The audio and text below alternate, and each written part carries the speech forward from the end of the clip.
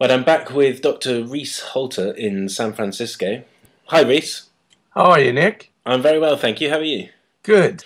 Today, we're going to talk about the destruction of the Indonesian rainforests. I'm going to give this talk a title that I've seen you use in your articles, which is The War Against Nature. Yeah. Can you start by giving us a bit of background on the palm oil plantations and why they're devastating the Indonesian jungle? Well, basically, what we're seeing right now is every hour of every day, of every week, of every month, of every year, we're losing 300 football fields an hour of these primary gorgeous tropical rainforests to all kinds of devastation, Nick. In the case of Indonesia and Malaysia, it happens to be an African plant, a palm oil or a palm plant that has fruit that is converted into a cooking oil and a food oil that is just leveling the forests. And to give the audience an idea of how awful this is, there are so many creatures that are big creatures that are really in trouble. When they lose their home, when they lose the forests, they lose their lives. The orangutans, the Sumatra and the Borneo orangutans are critically endangered, as are And they're beautiful creatures. and many are being scorched to death because the ends of the logged forests are burnt and they're caught. The Bali and the Javan tigers are extinct. There are less than 200 critically endangered Sumatran rhinos left. So just what happens there when you say they're scorched? Can you elaborate a bit on that? Because that sounds murderous. It is. And you see, the frustrating thing is really, Nick, that it's a double grab in that these amazingly rich, it's a cornucopia of life, these forests, with their big trees, but their fresh water and their medicinal plants and millions of organisms working to make this system so flawless as it exists. The loggers go in, they take the forest down, so they cut it down. Whatever they don't haul away, they burn. And these fires take off. They're anything but controlled.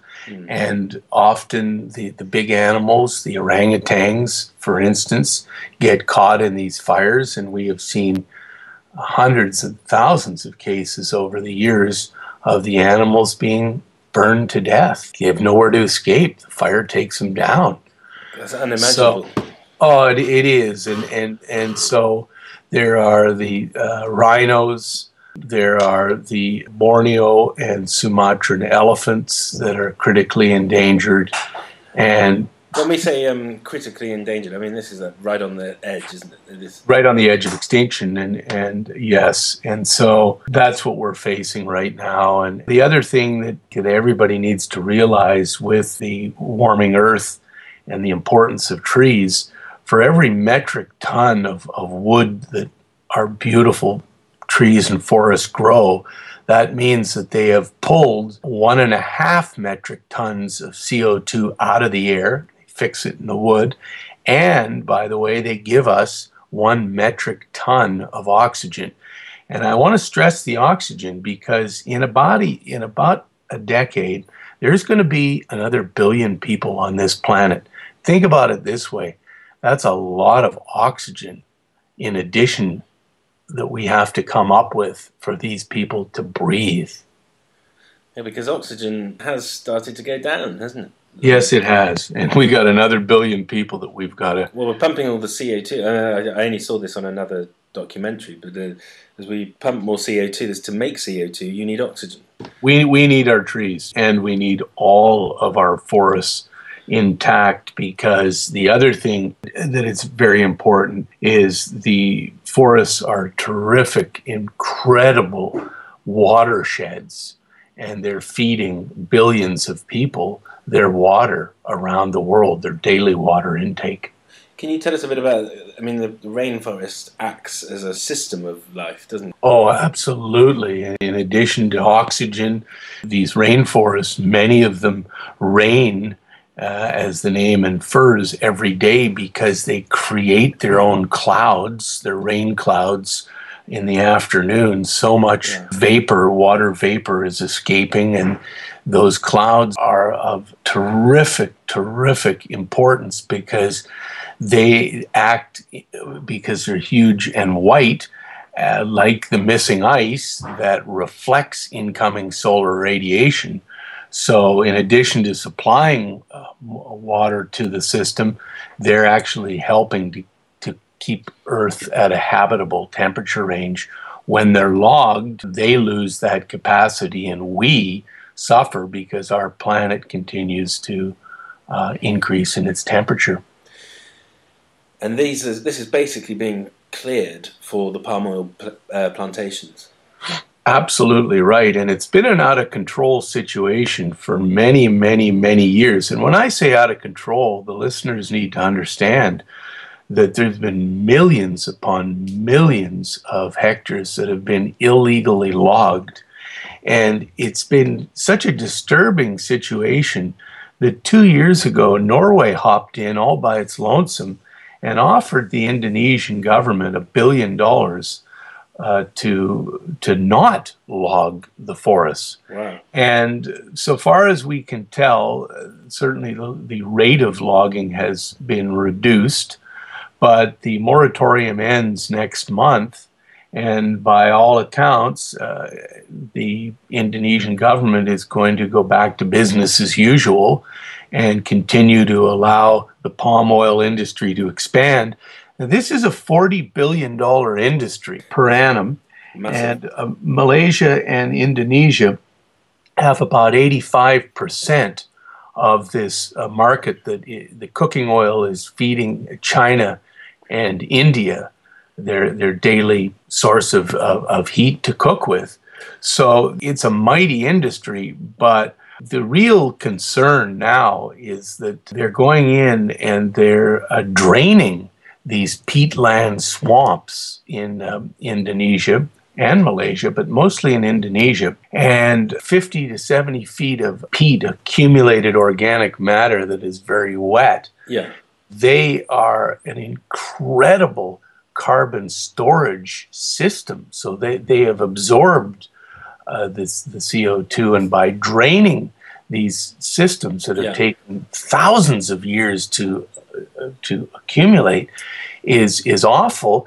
It's not only awful, it runs the gamut of releasing 58 billion tons of carbon dioxide over the next several years. I think it's completely unacceptable. Yeah. And I would have liked to have seen at the Doha climate talks all the 198 countries that were there to get behind an initiative to actually pay Indonesia billions of dollars, not one, 10, 15, 20 billion, not to log those forests. Sure. Because we need them. That's our buffer, to our insurance marker to what's coming ahead.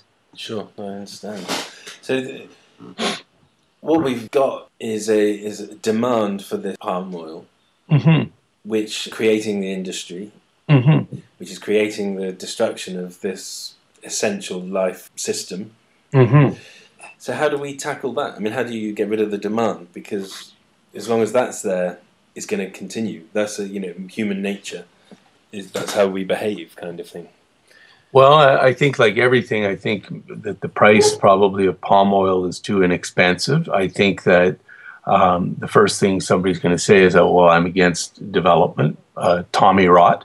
I would suggest that there's been enough lands in Indonesia and elsewhere in the tropics that have been denuded, cut down, and left, that we go back to those lands and plant palm oil and leave the existing standing rainforests alone. And we do that because the rest of planet Earth, the countries that is, pay Indonesia not to cut them down. And I think that the laws in India and China and the World Court have to kick in here and say, look, we can't just, I dislike this term, but we can't just liquidate the remaining forests for a fast buck, because that's impacting our entire globe. So it is India and China who are the main consumers. True, but palm oil is also in a myriad of other products, including toothpaste and dog food and cat food. And so you get that in the UK or the US or Australia? Mm-hmm.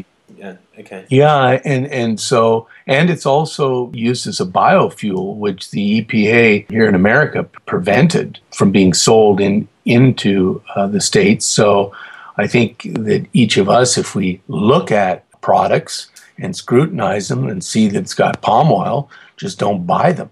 Okay, so that's something that we can all do, is just be aware of what's in. There's two other really good, there's several other really good groups. There's the Orangutan Project that is happening. And there's also the kids. There's a great group, Deforest Action, that has got the kids of planet Earth involved in monitoring the Indonesian forests and helping to protect them. They're using satellites. Brilliant. So that's really terrific. And then there's the International Elephant Project that is trying to protect the remaining Sumatran and Borneo elephants. I mean, we've got to do something now, because in a short while there may be none of these critters left. Well, it's a hugely shocking story, to be honest with you. Yeah. And it's all for exploiting it for palm oil.